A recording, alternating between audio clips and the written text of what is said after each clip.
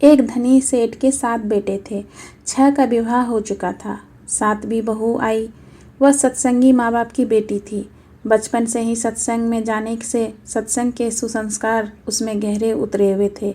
बहू ने देखा कि घर का सारा काम तो नौकर कचाकर करते हैं, जेठानियाँ केवल खाना बनाती है, उसमें भी खटपट होती रहती है। बहू को सुसंस्कार मिले थे कि अपना काम स्वयं करना चाहिए और प्रेम से मिलजुल कर रहना चाहिए। अपना काम स्वयं करने से स्वास्थ्य बढ़िया रहता है। उसने युक्ति खोज निकाली और सुबह जल्दी स्नान करके शुद्ध वस्त्र पहनकर पहले ही रसोई में जा बैठी। जेठानिया ने टोका, लेकिन फिर भी उसने बड़े प्रेम से रसोई बनाई और सबको प्रेम से भोजन कराया। सभी बड़े तृप्त व प्रसन्न हुए। एक दिन में सास छोटी बहू के पास जाकर बोली, बहू, तू सबसे छोटी है, तू रसोई क्यों बनाती है? तेरी 6 जेठानियाँ हैं। बहू, माँ जी, कोई भूखा अतिथि घर आ जाए तो उसको आप भोजन क्यों कराते हो? बहू, शास्त्रों में लिखा है कि अतिथि भगवान का स्वरूप होता है। भोजन पाकर वह तृप्त होता है तो भोजन कराने वाले को बड़ा पुण्य मिलता है। माँ जी, अतिथि को भोजन कराने से पुण्य होता है तो क्या घर वालों को भोजन कराने से पाप होता है? अतिथि में भगवान का स्वरूप है तो घर के सभी लोग भी तो भगवान का स्वरूप है, क्योंकि भगवान का निवास तो जीवन मात्र में है। और माँ जी, अन्न आपका, बर्तन आपके, सब चीज़ें आपकी है। मैं जरा सी मेहनत करके सब में भगवत भाव रख के रसोई बनाकर खिलाने की थोड़ी सी सेवा कर लूँ तो मुझे पुण्य होगा कि नहीं होगा? सब प्रेम से भोजन करके तृप्त होंगे, प्रसन्न होंगे तो कितना लाभ होगा।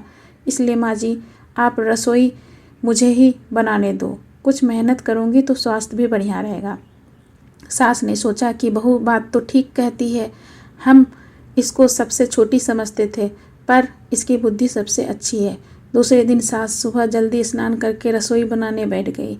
बहू ने देखा तो बोली, माँ जी, आप परिश्रम क्यों करती हो? सास बोली, तुम्हारी उम्र से मेरी उम्र ज़्यादा है, मैं जल्दी मर जाऊंगी। मैं अभी पुण्य नहीं करूंगी तो फिर कब करूंगी? बहू बोली, माँ जी, इसमें पुण्य क्या है? यह तो घर का काम है। सास बोली, घर का काम करने से पाप होता है क्या? जब भूखे व्यक्तियों को, साधुओं को भोजन कराने से पुण्य होता है तो क्या घर वाले को भोजन कराने से पाप होता है? सभी में ईश्वर का वास है। सास की बातें सुनकर सब बहुओं को लगा कि इस बात का तो हमने भी ख्याल नहीं किया। यह युक्ति बहुत बढ़िया है। अब बहू पहले जग जाए, वही रसोई बनाने बैठ जाए। पहले जो भाव था कि तू रसोई बना तो 6 बारी बधी थी, लेकिन अब मैं बनाऊं यह भाव हुआ तो 8 बारी बंध गई। 2 और बढ़ गए। सास और छोटी बहू काम करने में तू कर, इससे काम बढ़ जाता और आदमी कम हो जाते, पर मैं करूं, इससे काम हल्का हो जाता और आदमी बढ़ जाते। छोटी बहू उत्साही थी। सोचा कि अब तो रोटी बनाने में चौथे दिन बारी आती है, फिर क्या किया जाए। घर में गेहूँ पीसने की चक्की पड़ी थी। उसने उससे गेहूँ पीसने शुरू कर दिए। मशीन की चक्की का आटा गरम गरम बोरी में भर देने से जल जाता। उसकी रोटी स्वादिष्ट नहीं लगती, इसलिए हाथ से पीसा गया और आटा ठंडा और अधिक पौष्टिक होता तथा उसकी रोटी भी स्वादिष्ट होती। छोटी बहू ने गेहूँ पीसकर उसकी रोटी बनाई तो सब कहने लगे कि आज की रोटी जायका बड़ा विलक्षण है। सास बोली, बहू, तू क्यों गेहूँ पीसती है? आपने पास पैसों की कमी है? माँ जी, हाथ से गेहूँ पीसने से व्यायाम हो जाता है और बीमारी नहीं आती। दूसरा रसोई बनाने से भी ज़्यादा पुण्य गेहूँ पीसने का है। सास और जेठानिया ने जब सुना तो लगा कि बहू ठीक कहती है। उन्होंने अपने अपने पतियों से कहा, अगर घर में चक्की ले आओ, हम सब गेहूँ पीसेंगी। रोज़ाना सभी जेठानियाँ चक्की में 2-2.5 सेर गेहूँ पीसने लगी। अब छोटी बहू ने देखा कि घर में जूठे बर्तन मांजने के लिए नौकरानी आती है। अपने जूठे बर्तन हमें स्वयं साफ करना चाहिए, क्योंकि सब में ईश्वर है, तो कोई दूसरा हमारा जूठा क्यों साफ करे। अगले दिन उसने सब बर्तन मांज दिए। सास बोली, बहू, विचार तो कर, बर्तन मांजने से तेरा गहना घिस जाएगा, कपड़े खराब हो जाएंगे। माँ जी, काम जितना छोटा उतना ही उसका महात्म्य ज़्यादा। पांडवों के यज्ञ में भगवान श्री कृष्ण ने जूठी पतले उठाने का काम किया था। दूसरे दिन सास बर्तन मांजने बैठ गई। उसको देख के सब बहुओं ने बर्तन मांजने शुरू कर दिए। घर में झाड़ू लगाने नौकर आता था। अब छोटी बहू ने सुबह जल्दी उठकर झाड़ू लगा दी। सास ने पूछा, बहू झाड़ू तूने लगाई है? माँ जी आप मत पूछिए, आपको बोलती हूँ तो मेरे हाथ से काम चला जाता है।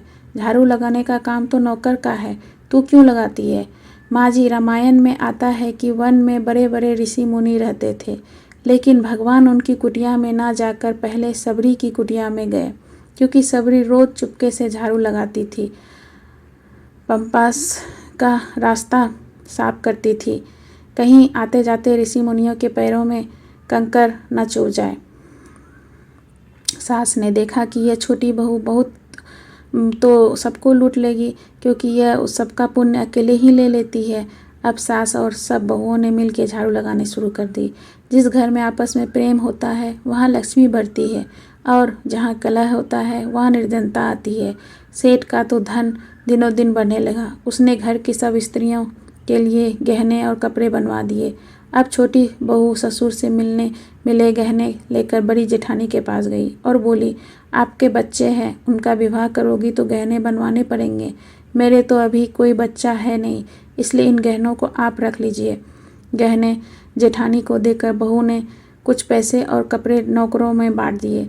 सास ने देखा तो बोली, बहू यह तुम क्या करती हो? तेरे ससुर ने सबको गहने बनवा कर दिए और तूने वे जेठानी को दे दिए और पैसे कपड़े नौकरों में बांट दिए। माँ जी मैं अकेले इतना संग्रह करके क्या करूँगी? अपनी वस्तु किसी ज़रूरतमंद के काम आए तो आत्मिक संतोष मिलता है और दान करने का अमिट पुण्य होता ही है। सास को बहू की बात लग गई। वह सेठ के पास जाकर बोली, मैं नौकरों में धोती साड़ी बांटूंगी और आसपास में जो गरीब परिवार रहते हैं उनके बच्चों को फीस मैं स्वयं भरूंगी। आप बस कितना धन है, किसी के काम आए तो अच्छा है, न जाने कब मौत आ जाए और ये सब यहीं पर आ रह जाए। जितना अपने हाथ से पुण्य कर्म हो जाए अच्छा है। सेठ बहुत प्रसन्न हुआ कि पहले नौकरों को कुछ देते तो लड़ पड़ती, अब कहती है मैं खुद दूंगी। सास दूसरों को वस्तुएं देने लगी। यह तो देख दूसरी बहुएं भी देने लगी। नौकर भी खुश हो गए, मन लगा के काम करने लगे और आस पड़ोस में भी खुशहाली छा गई। छोटी बहू ने जो आचरण किया उनसे घर का तो सुधार हुआ ही, साथ में पड़ोस पर भी अच्छा असर पड़ा।